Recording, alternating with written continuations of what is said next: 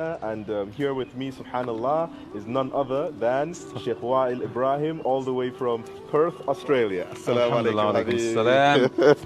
Walaikum assalam. How are you? Alhamdulillah. Jazakumullah khair. Beautiful, beautiful, mashallah, arrangement so far. Assalamu alaikum, brothers and sisters. This is my first time to get very closer to my brothers and sisters in Islam in Ghana. So all my relationship with the African nation before, even though I'm an African myself, I'm from Egypt, but all my connection and relationship with them was football.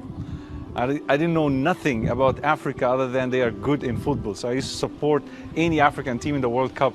But subhanAllah, little did I know that years later, Allah subhanahu wa ta'ala will bring us closer under the banner of Islam. So I'm here for, nothing other than sharing whatever I've learned that maybe will benefit this part of the world. So may Allah subhanahu wa ta'ala make our visit beneficial to one and all. Ameen ya Rabbil Alameen. Jazakumullah khairan so far for the hospitality, for the kindness. I haven't tasted the food yet.